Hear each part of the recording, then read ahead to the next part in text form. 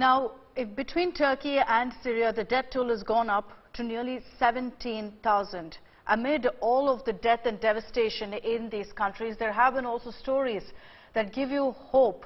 Stories of little children, of newborns, of toddlers being rescued by the heroes on ground.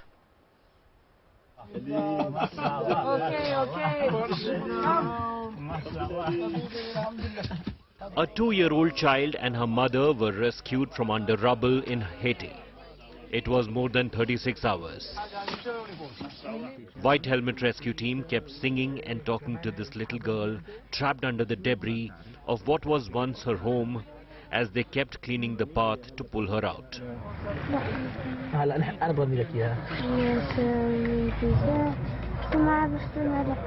In Idlib of Syria, Sham was lucky to survive for the miraculous efforts of the rescue team.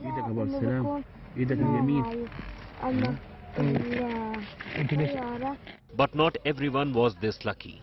In Haiti, Abdul Alim Mouani was lying trapped under the rubble beside his wife's lifeless body.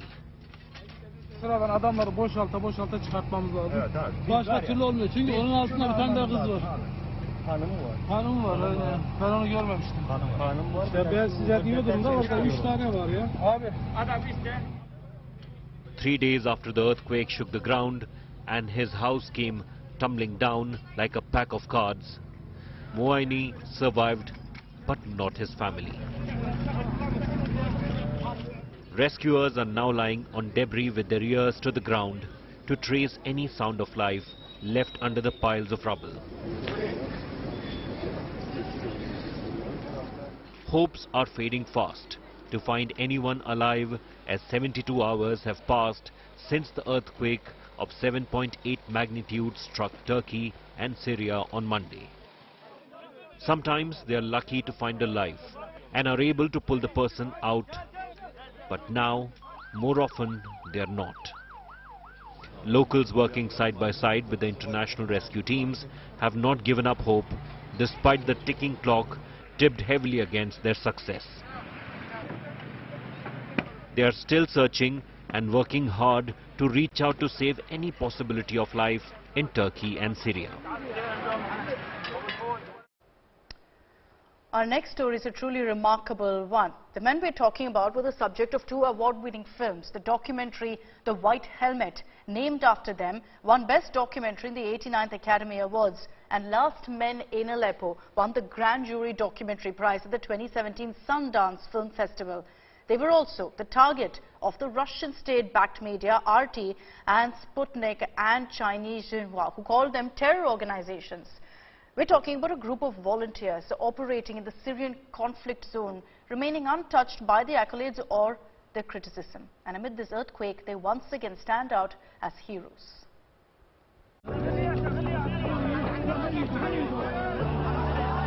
The father, along with his son and daughter, were rescued from under the rubble by the White Helmet Rescue Team nearly a day after they were trapped in the debris.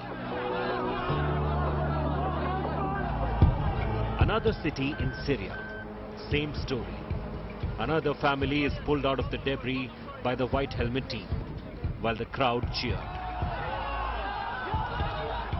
White Helmet was the first responder in the rebel-held enclave of Syria as soon as the earthquake struck on 6th of February.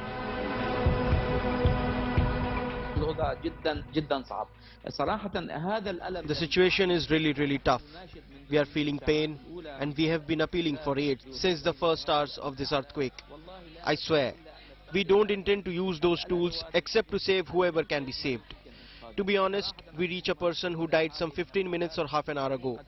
We really blame ourselves, saying if we have exerted more effort or if we had more equipment in our disposal, we would have pulled out this person alive from under the rubble. The White Helmets are officially known as Syria's civil defense. Formed during the Syrian civil war of 2014, this volunteer organization operates in opposition-controlled Syria and Turkey.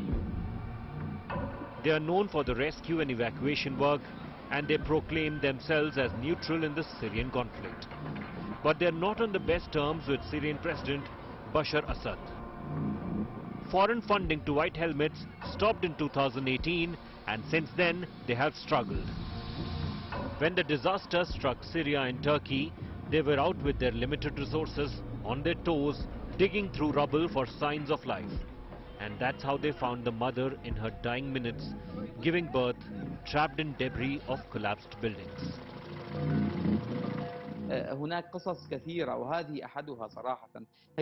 There are many stories, and this is one of them. She was a pregnant woman in her last trimester, and unfortunately, she was one of the victims of this earthquake. She was under rubble, and civil defense managed to reach her. She had already given birth just before she passed away. She was taking her final breaths when she gave birth. We managed to save the child, but unfortunately, the woman passed away. الأنفاس حصلت عملية هذه الولادة واستطعنا إنقاذ الطفل ولكن للأسف الامرأة كانت في عداد الشهداء. The story has now become viral.